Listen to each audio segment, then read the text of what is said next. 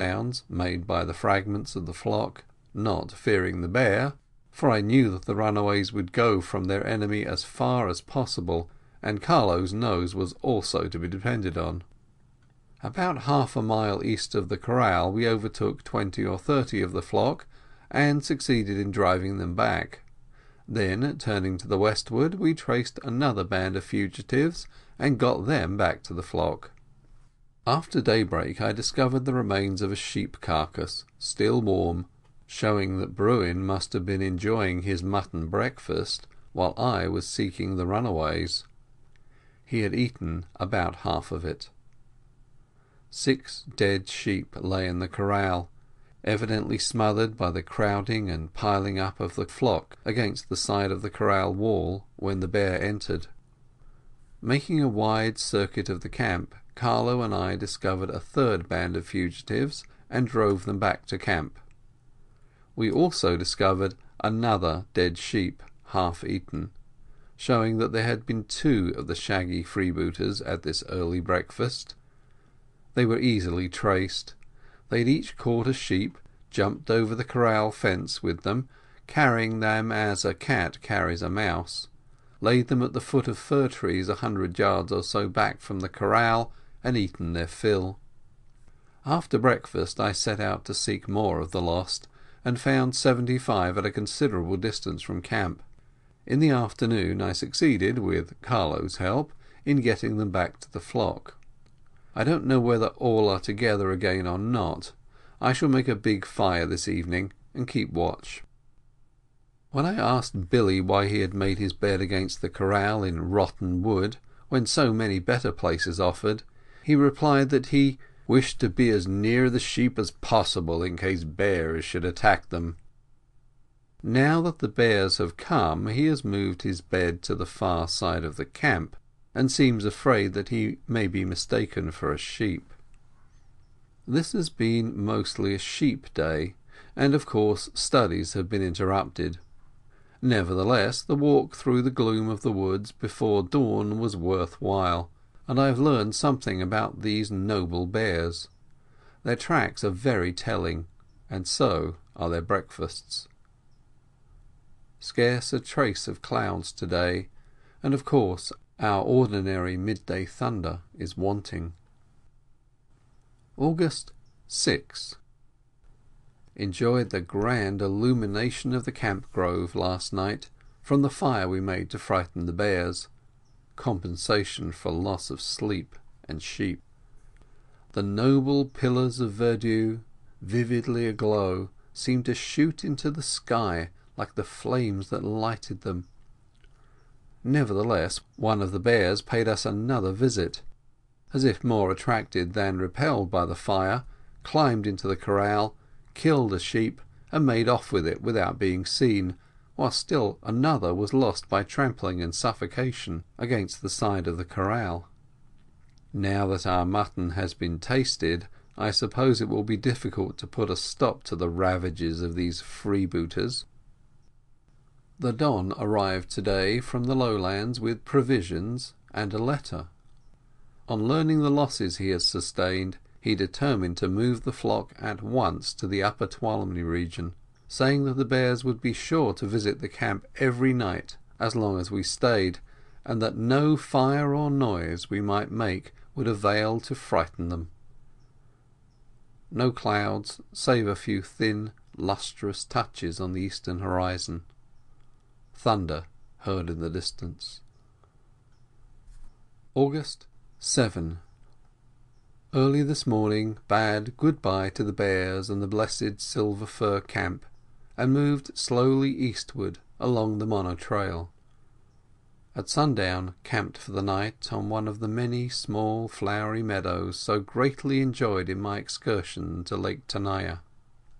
The dusty, noisy flock seems outrageously foreign and out of place in these nature gardens, more so than bears among sheep.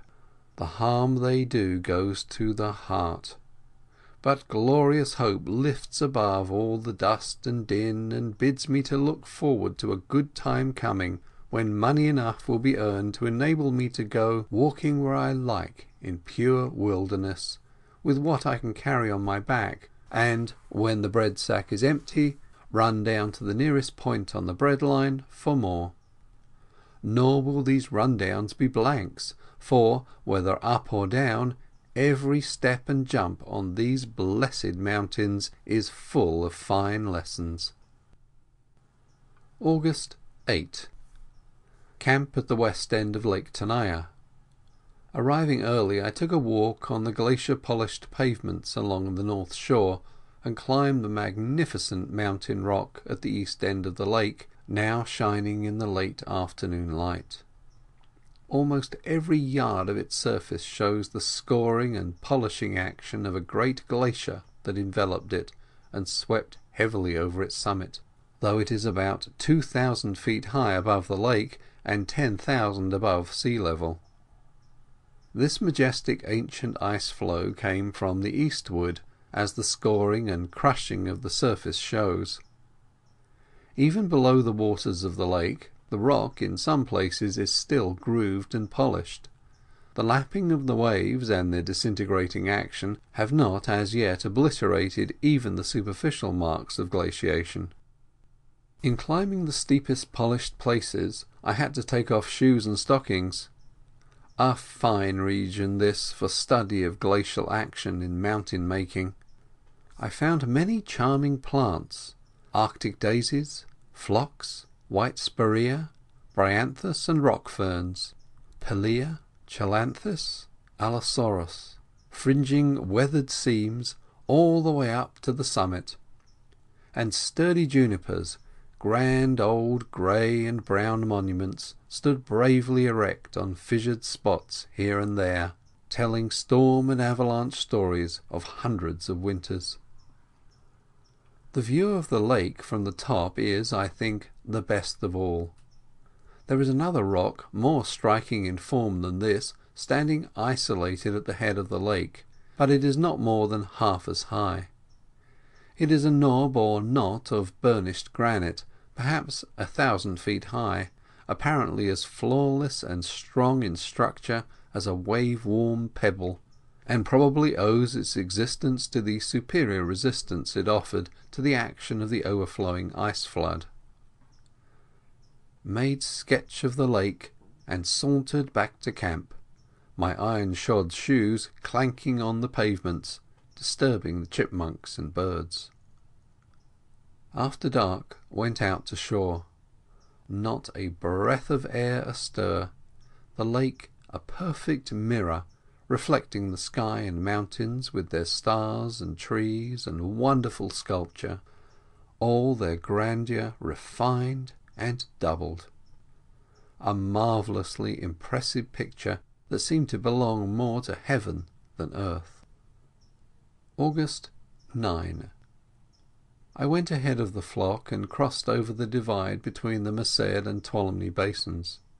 The gap between the east end of the Hoffman Spur and the mass of mountain rocks about Cathedral Peak, though roughened by ridges and waving folds, seems to be one of the channels of a broad ancient glacier that came from the mountains on the summit of the range.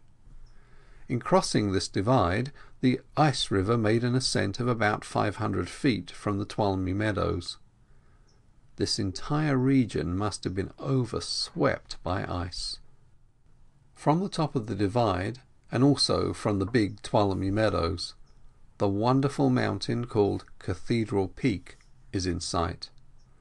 From every point of view it shows marked individuality. It is a majestic temple of one stone, hewn from the living rock and adorned with spires and pinnacles in regular cathedral style. The dwarf pines on the roof look like mosses. I hope sometime to climb to it to say my prayers and hear the stone sermons.